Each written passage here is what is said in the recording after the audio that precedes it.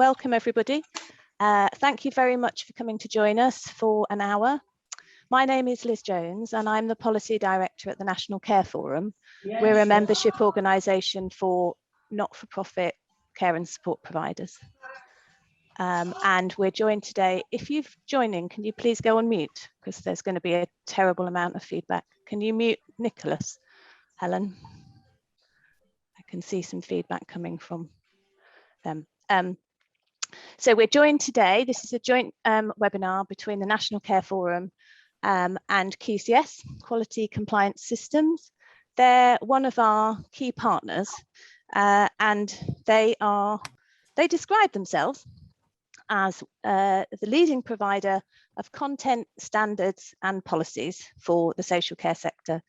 And basically they're one of our go-to people for helping our members have access to policies and procedures across the board in terms of everything to do with social care. And I'm delighted that we've got Ed Watkinson, one of the consultants at QCS, who's going to take us through the session today in terms of the detail around building knowledge of the Mental Capacity Act, DoLS, Deprivation of Liberty Safeguards, and the emerging system that is Liberty Protection Safeguards. And just to set the scene, those of you who are familiar with the environment will know that we're currently waiting for the Department of Health and Social Care to formally consult on the Liberty Protection Safeguards regulations and code of practice. They have gone through various drafts and they are planning to begin this 12-week consultation at some point over the summer, we understand. I haven't seen anything yet.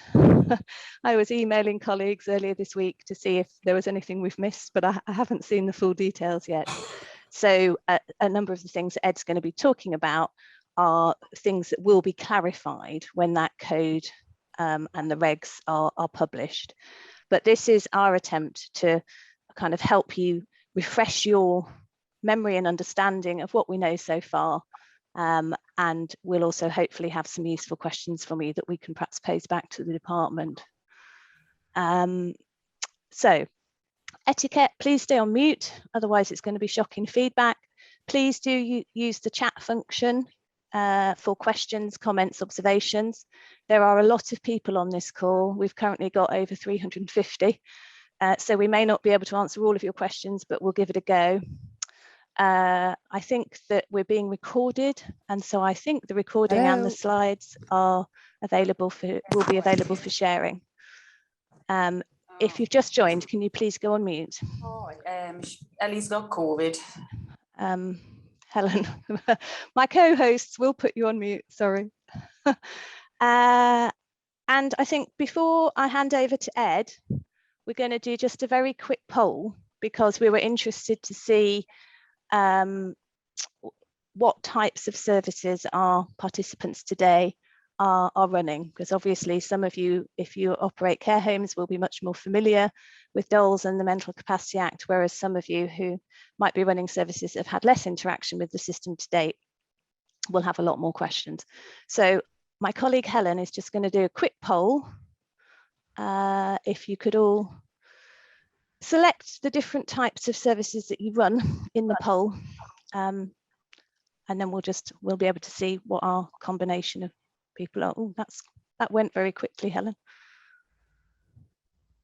There we go. So you'll see hopefully on your screen a poll which asks about different types of services that you may operate.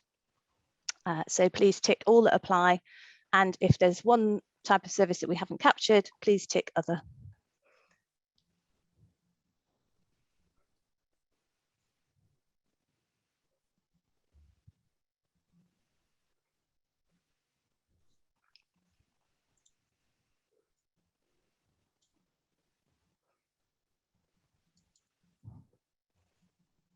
Okay, Helen, how's it looking? Getting some answers through? Yeah, answers are coming through. It's just a few more coming in. Sorry, I'm just admitting more people as well. Okay. Oh, well, welcome to the person who's from a DoLS team in a local authority. Got quite a few more people joining, Liz. Okay.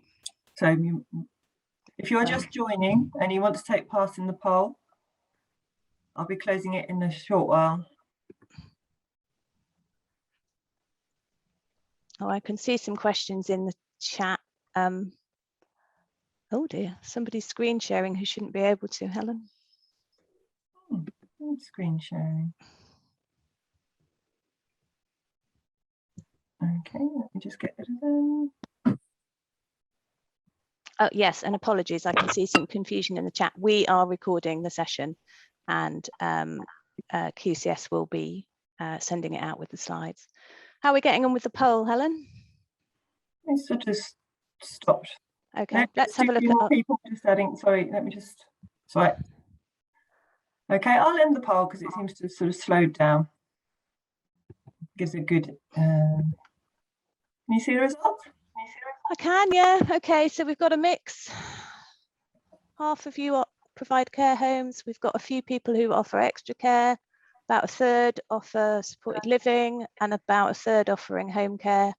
And we've got some day services, folks, shared lives and some other. Okay, so we've got quite a mix. Good. Okay, brilliant. Thank you for that, everybody.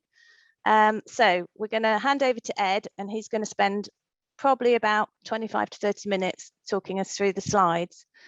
So keep your questions coming and we'll give it our best shot. Thank you, Ed. Okay, I got, all I can see is the PowerPoint in front of me. So am I ready to go? You are. Okay. Good morning, everybody. Thank you for joining this presentation today, jointly done with NCF and QCS. Hope you find it useful, and thanks for the introduction, Liz. The format of today is going to be a bit of a run through, a bit of a background to the Mental Capacity Act and DoLS and how we've got where we are today. But the main focus is going to be trying to unpick where we are at the moment and our understanding at the moment, highlighting some concerns that we feel there are around the impending liberty protection safeguards, and also outlining some areas that we think that you could focus on to prepare yourselves for the consultation and to get your services ready for LPS when they actually start, whether that's April next year or a later date. We shall have to wait and see. So the first section is about why were the deprivation of liberty safeguards developed, the DoLS, which most people will be aware of in care homes, maybe some less understanding in supported living and dom care, but we'll come on to that later. Really, there's been a bit of a river of information and a drive across the last 30 years towards putting people, giving people more rights and more at the centre of every kind of decision-making process. And really what we're doing now is based in the Human Rights Act, which Article 5 states that everyone has the right to liberty and security of person. No one shall be deprived of his or her liberty unless in accordance with a procedure prescribed in law. So you can see that there is a focus on protecting people's liberty and security from the outset. And the LPS and the DoLS is about how that procedure is prescribed in law. So everything that we do is legal as far as restricting people's liberty. The Mental Capacity Act came into being in 2005. And when you think about it, that's only 16 years ago, which is a blink of an eye really in history terms. And it just shows that how far we've come in quite a short period of time. And the Mental Capacity Act put in place a system that allows restraint and restrictions to be imposed in the person's best interest. It brought forward the concept of best interest, which I'll talk a bit more about later on. But it decided that extra safeguards needed to be if the person was deprived of their liberty. I'm going to talk about that a little bit more on the next slide, but that resulted in amendments to the Mental Capacity Act and DoLS, deprivation of liberty safeguards, becoming law in 2009. It took a long time for that to actually happen. The wheels of the law turned very, very slowly, apart from during the period that we've experienced with COVID, when things seem to be happening and changing every day, and new laws and regulations and guidance seem to be issued all the time. But in the bigger picture, things turn very slowly in the legal world. So it took a long time, 12 years, from the first issue that came to light, which was referred to as the Bournewood case in 1997. And basically, this was about a person that was resettled from a long stay hospital to live in the community with a family. So he'd had 32 years living in a hospital, was resettled to a family, and been living quite happily with a family for 3 years. But then there was a situation when he was going to his day centre, and it was a different driver, a different route was taken, and some behaviours were demonstrated that were out of the ordinary. As a result of that, the person was returned to Bournewood Hospital and was kept there and wasn't allowed to leave. It was the decision of the hospital, and they used the Mental Health Act to actually detain that person there against their will. Luckily for the gentleman, the family really stuck up for him, and it resulted in lots of toing and froing between the government, human rights, and other sort of aspects of the legal system.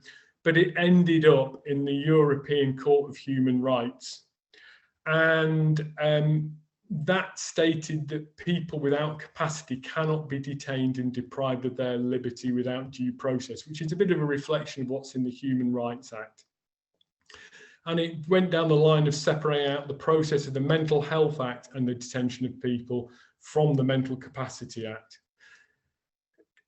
It was a very narrow scope with DoLS, and it only applied in care home or hospital. But you could still be restricted of your liberty in your own home or another setting. But that resulted in application to the Court of Protection. So that's how we got to where DoLS was in a very, very quick run through. But the reasons why DoLS needed to change was that the government were looking at DoLS from when they were first introduced and felt there were issues with them. But in 2014, there was a big case known as Cheshire West, which was decided in the Supreme Court. And what that did was established an acid test. They called it an acid test about whether someone was being deprived of their liberty.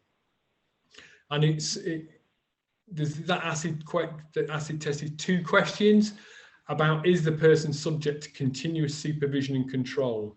And by continuous supervision and control, it doesn't necessarily mean that the person has got to be in the line of sight all the time. It means about whether a person needs help with daily life, that they can't be left on their own, and carers decide on certain aspects of that person's life. So it's quite a wide scope, is about continuous supervision and control. And the second question, is the person free to leave? So if they went to the door to leave the place, leave the building, or leave the arrangement, would they be prevented from doing that? And if the answer to that was yes, it was a DoLS.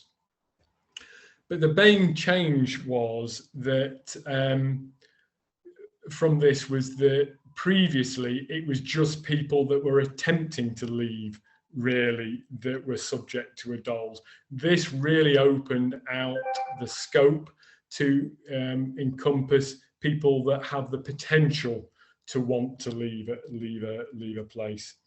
And they use the phrase, a gilded cage is still a cage. It's a bit, that is a bit of a fancy way of saying, imagine you were in a 5-star hotel. Everything was fine. You're enjoying your stay there. and had no reason to complain or have issues with it. But when you went to the hotel to leave, you were unable to leave. That is what they mean about a gilded cage still being a cage. Your life in there might be quite pleasant, but if you wanted to leave, you couldn't leave. So it's a nice environment, but you're being prevented from leaving. So that Cheshire West ruling really resulted in a massive increase of applications.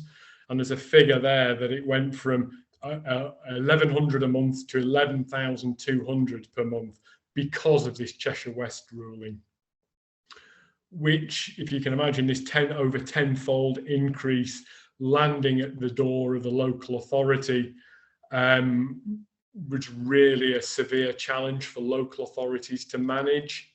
And that led to long delays, applications not being approved, and really the whole system grinding to a halt, with care homes and services applying to the local authority, not hearing anything back for a period of months from the local authority, putting in urgent applications, but then those periods slipping, that authorization slipping. So it became a real bit of a pickle and a bit of a mess for everyone involved. So that resulted in changes. The government looking at the DoLS system and this Cheshire West led to the government asking the Law Commission, who are an independent body that are established to review laws and suggest changes to laws to make them easy to use and more applicable. So they were asked to suggest a framework that was to develop a framework that was accessible and clear. And they spent 3 years looking at the DoLS process. And in the end, it was no surprise that they came up with and found that the DoLS was an administrative and bureaucratic nightmare, which I think anyone involved in the DoLS process from the local authority side and from the care home side would undoubtedly agree. So we're now in 2021. You might think, hang on, this was first mooted as an idea 7 years ago, so why is it taken so long? There were changes to the initial content and necessary process. For example, about the revision to the care home manager. I will talk about that a little bit later on, but just to give a bit of background here, in the original Liberty Protection Safeguards regulations, it did talk about the care home manager being central to the process, so they could decide when someone was being restricted their liberty and authorize the process and deal with the process from beginning to end, really, and just get agreement from the local authority. That changed, and that delay, that resulted in more consultation, more conversations, and more delays to the system. And I'll talk about the changes later on. There have been numerous national elections taking place. Brexit, even though has probably faded into the back of people's minds. If you remember, it took over everyone's life for 2 or 3 years, did Brexit, the arguments backwards and forwards. COVID-19, obviously, that overtook people's thinking and the direction that people were focusing on. There's been issues about the Code of Practice development, changes and mergers with the Mental Capacity Act, Code of Practice. There's been consultations, but you can see there's a huge melting pot of other information that has been involved, but they are still working towards an April 2022 implementation. You can see there's 3 dots at the end of there. It's a bit like an ongoing story, and I'll talk a little bit more about that later on. So what hasn't changed with the LPS? Very much it's still based on the Mental Capacity Act. There's no change within the Mental Capacity Act as far as the process is concerned. It's still required that decisions are made in person's best interest, and there is still the same process for assessing a person's capacity. So as far as the Mental Capacity Act is concerned, it does talk about that people still have got to have a mental disorder. There's still the principles of the Mental Capacity Act code of practice, which is presuming that someone has capacity. They are supported to make decisions along the way. People can make unwise decisions and not necessarily have that prevented. Decisions have to be made in the person's best interest. And also there's the concept of the least restrictive option. So you don't completely wrap someone up in cotton wool and prevent them from doing everything because of risk. It's about a very clear and open risk assessment process. And there's also the two-stage test for capacity as well, about having an impairment or disturbance of the mind. And if people are assessed as not being able to make a decision, if they can't understand what's been said to them, if the issues cannot be retained by them, if they can't make a weigh up the information that's being provided or communicate their decision. But what will be changing with the LPS, the Liberty Protection Safeguards? There's a real drive within it to have an increased focus on the person and being focused on the individual's well-being. And there is a clear need for an appropriate person or an IMCA to be appointed at the outset. But there is a bit of a watering down of this from DoLS. It appears to be that in the DoLS it was a duty, but within the LPS regulations it talks about responsible bodies making every reasonable effort. So in a way that's a bit of a get out clause for them not to find an appropriate person or appoint an IMCA. And I'll talk again a little bit that later on. Another big change is that LPS is now applicable to everybody over 16 years old, whereas DoLS was just over 18. So the way that the Court of Protection was being used has changed and is now part of the LPS and part of the responsible bodies. Another big change is that the when something is going to be granted under the LPS, it will be transferable. So it's not fixed to the environment that someone is in. And they've taken a decision that if people haven't got capacity and are having their liberty restricted, it might be in a number of different locations. And there's no reason why that couldn't be transferred from one location to another. So if you're in a care home and have to go to hospital, it's the same kind of restriction and that will travel with you.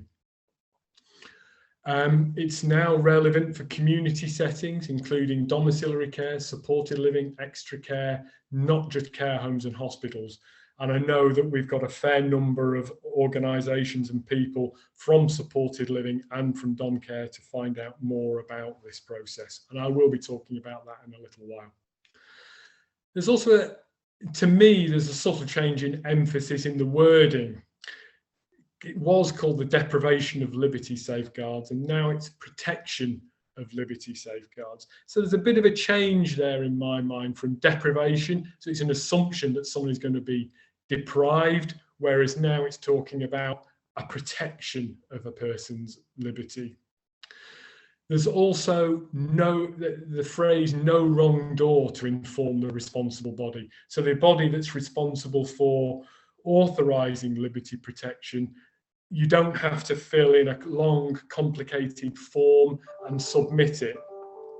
What you can do is contact them by email, phone call, and that will start the process going, and the responsible body will take responsibility and lead on that. So in a way, it's easier for you to apply, but you need to understand more clearly when you need to apply. wasn't sure whether to put this slide before the other slide, but I made the decision to do it this way around. So some of the other changes are, under DoLS, there were supervisory bodies and managing authorities. That has all been abolished, or will all be abolished with LPS. And there are organisations called responsible bodies that will lead on the process. And the responsible body, for the purposes of social care, will mainly be the local authority. But if it's a hospital, it will be the hospital manager that will be a responsible body. Another change is that for DoLS, there needs to be 6 assessments completed. For LPS, there's only 3 assessments that need to be done. There's the mental disorder, the assessment of mental disorder, which in a way sounds complicated, but in truth should be fairly straightforward, because a mental disorder could be classed as having dementia, having a learning disability, having bipolar, and that would have already been done potentially before a person is using a service. Then it's about the lack of capacity, which I was talking about, and an understanding that, and an explanation about that restriction is necessary and proportionate. Those are 2 words that are used a lot during the LPS and sometimes referred to as N and P, necessary and proportionate. So basically it's about whether the restriction is needed to prevent that person coming to unnecessary harm, and whether those restrictions are proportionate, are measured. So basically it's a risk assessment in a different format, really, about understanding what people's needs are. And the assessments need to show restriction and liberty is necessary to prevent harm to the person. And like I was saying, that is the likelihood and seriousness of harm is proportionate. So what else will be changing? You may know about best interest assessors. That is going to be scrapped completely. But there's a new role of approved mental capacity professional, an AMCP is being established, which in a way is a bit of a replacement for a best interest assessor, but the role isn't as general as for a best interest assessment. That's the way that it looks like it's going to be. But like Liz was saying at the beginning, we're still waiting for the code of practice, which will define the AMCP role more, will give information about what qualifications, what experience that person needs, and what their precise role is going to be. The responsible body, the local authority or the hospital manager, can outsource the completion of those 3 assessments. So it's not necessarily everything landing on the responsible body's doorstep to complete everything. They can outsource that, and that can be to the care service itself. But there need to be limits around that, and the care service does need to make sure that they are bringing other people in to assist in that process, so that the care service isn't marking their own homework or coming to decisions about a person without due care and consideration and involvement of everybody within that process, including the appropriate person or the IMCA. The pre-authorization review. This is an important new step that is being brought in LPS, or it looks like it will be brought in by LPS. The responsible body has to have an independent person looking at the 3 assessments and coming to a decision that it's being managed appropriately, that the restrictions are appropriate, and that all the conditions are being met. And this cannot be completed by anyone involved in the day-to-day care of the person.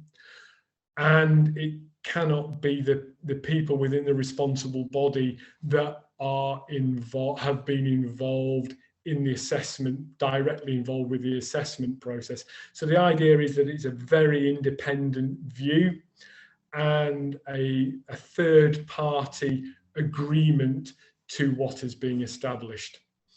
But like Liz was saying, the code of practice will provide a lot more information, hopefully, about this. And this is just the best guess based upon the information that is publicly available at the moment.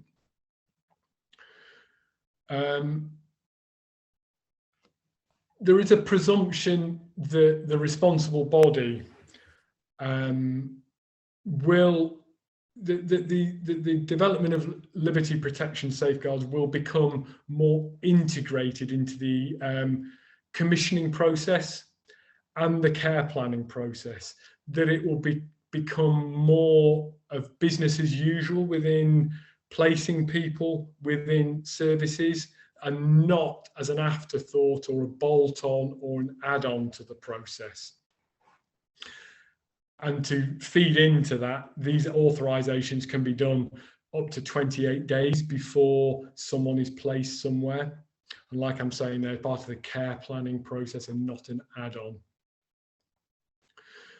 Another change is that urgent authorisations are not part of the LPS, but there are specific processes for someone that requires life-sustaining treatment or vital acts. That's what it's been described of. But as per se, there isn't an urgent authorisation process, which hopefully will be discussed more in the Code of Practice when it's released. So this will lead to less involvement with the Court of Protection, as more ages and more arrangements and places are covered by LPS. There's more responsibility and control given to local authorities. And the Code of Practice is about it not being an add-on. There's a real commitment, and this will happen, that the Code of Practice for Liberty Protection Safeguards will be merged with the Mental Capacity Act Code of Practice, which will be a whole new Code of Practice that will be integrated and dovetailed together, rather than having a Mental Capacity Act Code of Practice and an LPS Code of Practice, where there is the potential for there to be conflict between the two codes. So a basic run through of the process. For an LPS to be authorised, a responsible body must have appointed an appropriate person or an IMCA. I say must have, but like I was saying earlier on, they have got to have undertaken reasonable processes to try and find an appropriate person. That the person and others have been consulted in the process, the 3 assessments have been completed, the pre-authorisation review has been done, and stated that the pre-authorisation has been agreed. So what do we know about the basics of the process? Again, I'm just going to go through it again here just for clarification. There's a referral to the responsible body by any means. So it's a phone call, it's a letter, it's an email, and then the responsibility is on that responsible body. The responsible body appoints an appropriate person or an IMCA to support that person that is going to be subject to the LPS through that process, explain to that person, involve that person as much as possible, and act as a sense checker for the care service and the responsible body. So there's the 3 assessments: the capacity, the mental disorder, and the necessary and proportionate. There's a pre-authorisation review. And then when it's agreed, or if it's agreed, then the responsible body lets the person know within 72 hours. So within 3 days of it being agreed, that information has to be shared. Another. The one on the, is the thing on the new Liberty Safeguards.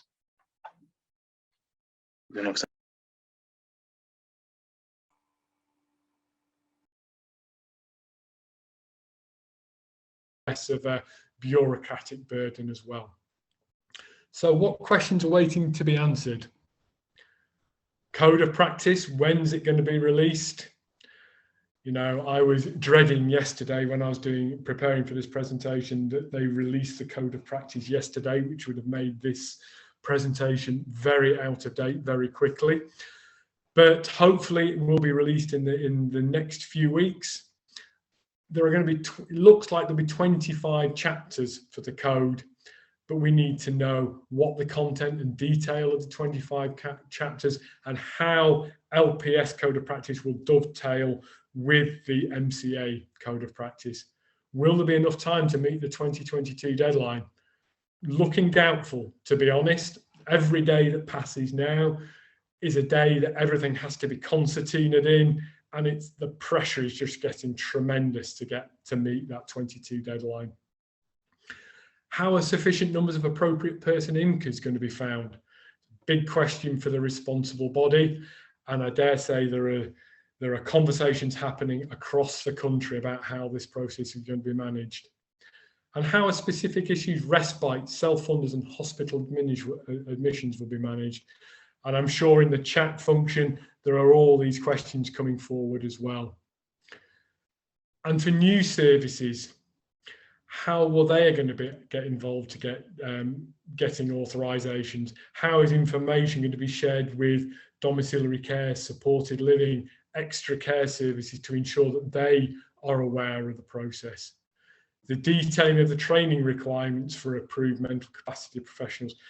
Again, there are going to have to be 4 sets of regulations released prior to April 22, which have got to go through Parliament and be agreed, which will define those requirements on AMCPs.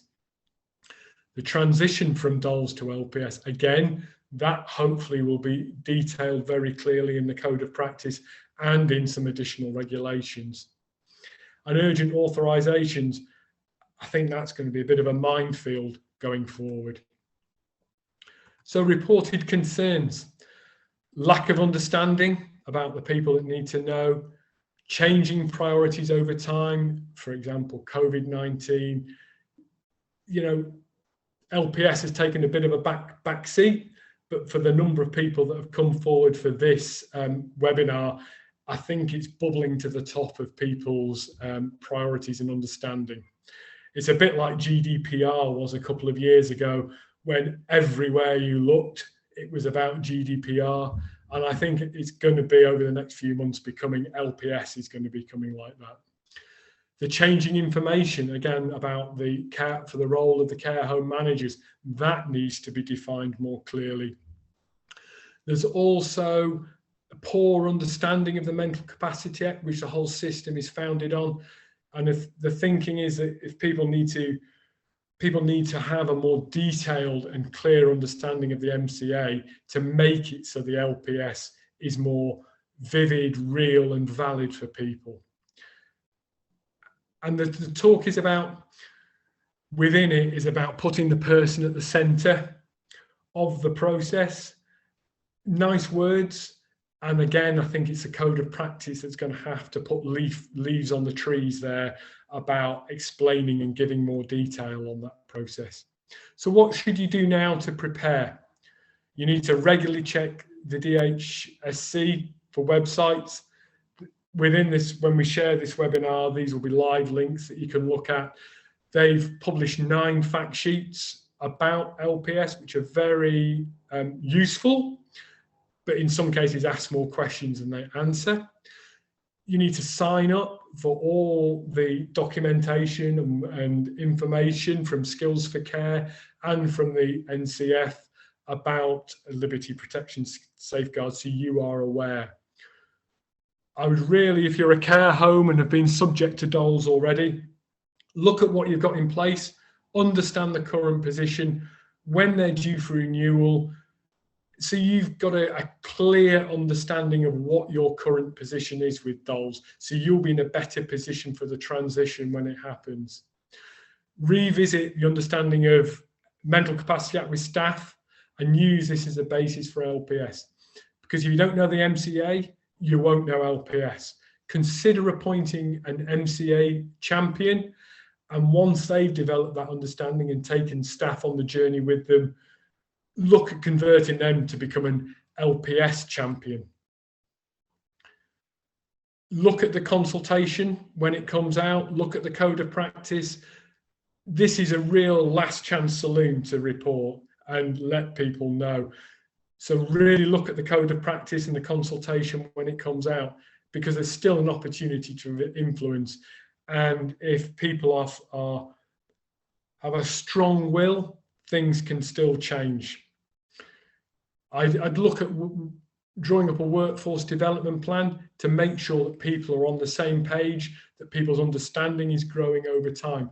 And start off with the Mental Capacity Act rather than liberty protection safeguards. Look at the involvement that you've got with advocacy services and agencies that you work with. Make them aware of LPS and about the role of IMCA and whether they could be involved in being an appropriate person for people as well. So breaking down those barriers and making people more aware. Look at what you're doing now. Be very clear on the recording that you're doing now. So that will be very useful as CQC visit, and it'll be a good tick for you that you are aware of the LPS and addressing the concerns of the LPS. Talk to your local authority and other partner agencies to share concerns, develop protocols, understand where the local authority are coming from, because a lot of this may be able to be determined locally rather than it be one national picture. So this is the timetable that the government are working with, and you can see it's extremely tight. From what I've been speaking about, every day is a concertina of that issue, and to make sure that people are fully on board and understand where we are, we need to work the government need to work very, very quickly. And the quicker you work, the more chance there are going to be for mistakes. So I wouldn't be surprised if there's a delay to that 2022. So thank you very much for listening, and that's the end of the presentation. Thanks, Ed. Just I can see lots of questions in the chat about the slides. Yes, they'll be going out with, I presume, with the recording. There's a few themes emerging in the questions in the chat. Some relate to LPS, some relate to DoLS, and some relate to moving from DoLS to LPS. So let's take the ones about LPS first. There's a question about the position of supported living services in the LPS, and also a reference back to how DoLS and supported living services work together. Well, court protection, actually, I think it is. But anyway, do you want to say a bit about supported living and, well, some of the other settings that LPS is the kind of broadening of the LPS process to include a range of other settings? Yeah, feel free to chip in, Liz. I will. Yeah. I'm looking at the fact sheets as well, by the way, folks. The fact sheets are really helpful. And everything that we say is within the realms of the fact sheets and the realms of what's in the public domain at the moment. Things might change with the code of practice, but this is our understanding of where we are. For others, such as supported living. With supported living, people are tenants of their own home, their own place, but they are under more closer supervision than dom care, and LPS I think is highly likely will apply in supported living. And what I'd suggest for you, if you're running a supported living service now, is looking at how it applies to you, looking at whether you think that that person is being restricted. Look at the risk assessments that you've currently got in place about people going out on their own or the support that they need, and how that can potentially transfer across to a potential liberty protection safeguard. I would also talk to your local authority, ask them what their understanding is, so you can be open and transparent with them and work with them on developing a way forward that meets their criteria, because they are going to be the responsible body. They are going to be the people that will be managing that process for you. I think with domiciliary care, it might be a little bit different, and there'll probably be less people subject to an LPS in domiciliary care, because if you're a domiciliary care agency, you are providing some support to people, but aren't potentially providing that continuous care and support. So again, think about that process, but I think with dom care, there's less chance of, I've got Ryan on my screen now, but I shall keep going. There's less support there. But the difference with, if you're a dom care agency and you're providing live-in care, I think there's a very strong likelihood that LPS will be applying for you, as with extra care services as well. So it's about looking at the fact sheets. It's about talking to your what will be your responsible body, and understanding where the touch points are between when you're restricting people's liberty, and using the risk assessments that you've currently got in place. Thanks, Ed. And there is actually, I've put the link to the fact sheets in the chat as well. So there is a fact sheet that's specifically looking at settings for the liberty protection safeguards. And as Ed said, LPS will apply in situations where people are seeking to deprive the liberty of a person, anyone, aged 16 and over. That's one of the other new things. In settings that include the obvious ones, so care homes and hospitals, but can also include a person's own home when they're having care and treatment. And supported living and shared lives are actually both specifically cited as examples where somebody would be in their own home and they're receiving care and treatment, and a deprivation of liberty, a protection of their liberties, but some constraint on their liberties is seen to be needed. And the responsible body, and so in our case, mostly it's going to be local authorities, I think, unless we're talking about hospitals, the responsible body will be the people who are authorising the arrangements in whatever, in those settings of people in their own home. So there is a big job for local authorities, well, and hospitals actually, in getting their heads around what the new system's going to be and how they're going to administer it. And the government's intention is that it should be simpler to administer, but of course, local authorities and care providers have already had the experience of a very complicated DoLS process. So I think the intent is honourable to try and make it simpler. Whether that's how it pans out, I think, is a different question.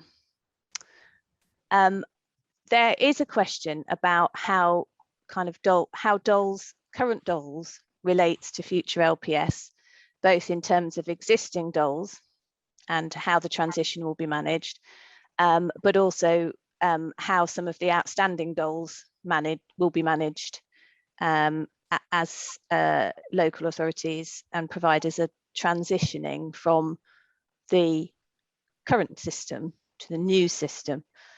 And I'm trying to remember from the discussions on the steering group how they were thinking about a transition of phase, because I don't think we can, instantly switch from one to the other.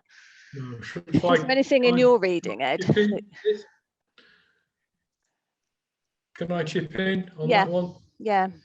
I think the expectation is that when it's due for renewal, then it will kick into LPS. So if you've got a DoLS that's in place from now till next August, it would be next August that LPS would kick in. But there is going to be more detail, and there are going to be regs that are going to support the MCA Amendment Act that will detail about transition as well.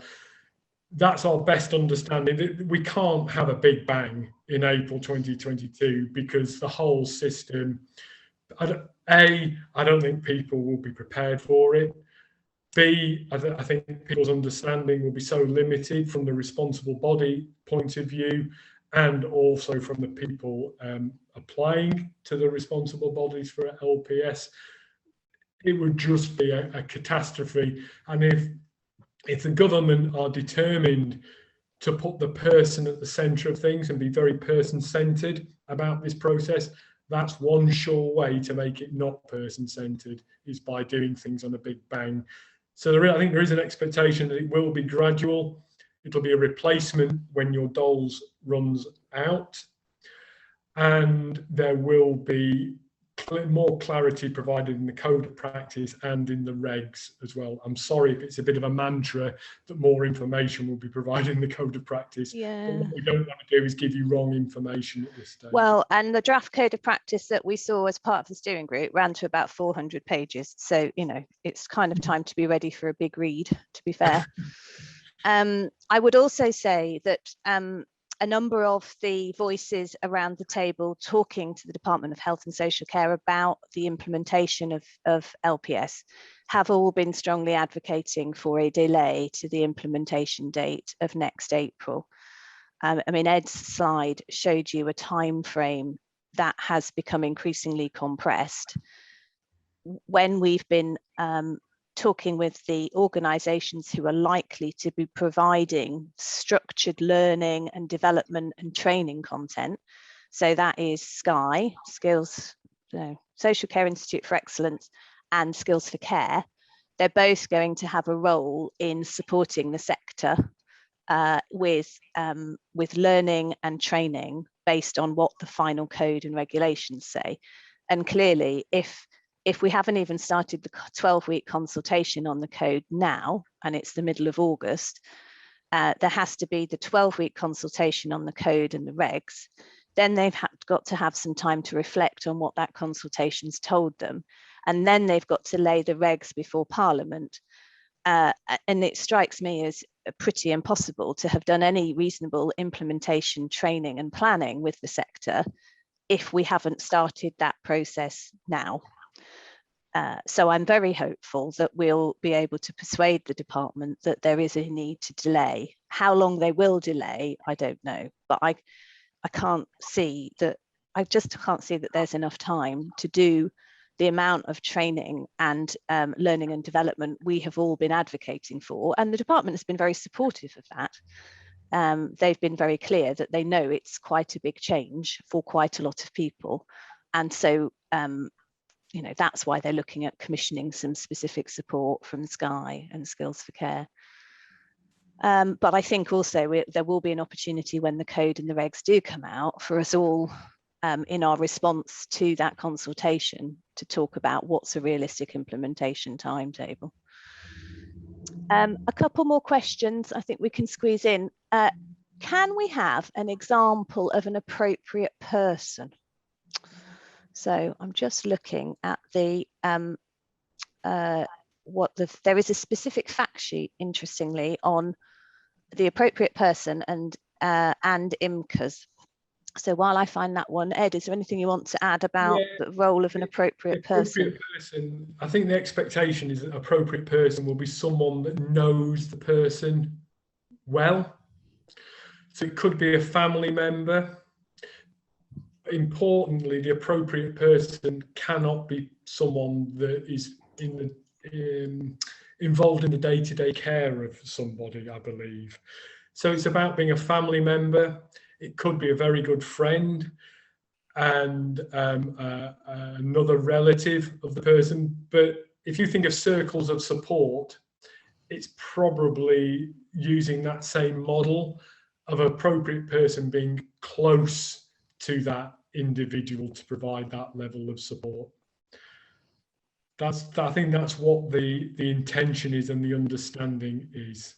And if you can't find an appropriate person, it's going to be, I feel very sorry for the responsible bodies really, because I don't know how they're expected to know that or who to approach for that. It'll probably be coming through the care service itself to identify somebody. But I think that's the intention of the meaning of an appropriate person. But you've probably got the fact sheet up there in front of you. I just Liz, found now. it. Yeah. So the fact sheet says to us that the appropriate person is a non-professional who provides representation and support for the person during the LPS process and throughout the period of any authorization that's given.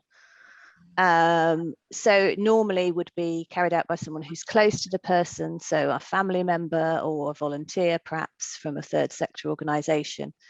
But then, of course, there's also the role of the IMCA, the Independent Mental Capacity Advocate, and they can support the appropriate person as well as supporting the person themselves, and they are a trained, experienced and trained person, and I think we're expecting to hear more about what that training and skills should look like in the code of practice. And I think there will be quite a lot of resources being created in terms of thinking about how to support that IMCA role going forward.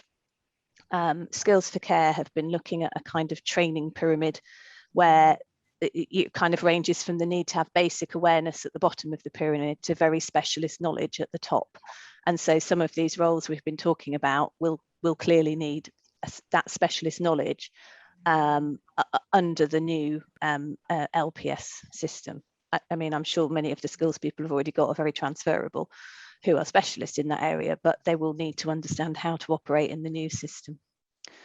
And then there were a few questions earlier in the chat about some anxiety about the potential conflict of the role of care providers and doing some of the assessments, Ed. And I think that is something that the government has, we perhaps need to make it clear that those 3 assessments that need to be made, those 3 reviews, whilst a provider can make a contribution because they know the person potentially very well, the process has to be done by somebody who's not involved in the actual assessment has to be done by somebody who's not involved in their care and support directly, don't they, Ed? Yeah, the care service can be a coordinator, I think is probably a more appropriate word, and can pull together past assessments and past information if it's still valid and relevant. But it's a big step back from what originally the intention was, that the care home manager basically marks their own homework and decides when an LPS is appropriate and approves that LPS. So it's a big change from that. But I don't know about you, Liz, but I still think there's a bit of a grey area.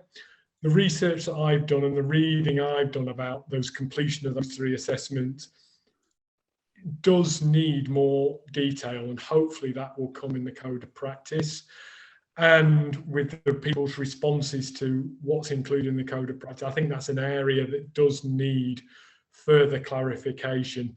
And what you're saying and what I'm saying is our best information that we've got at the moment, really.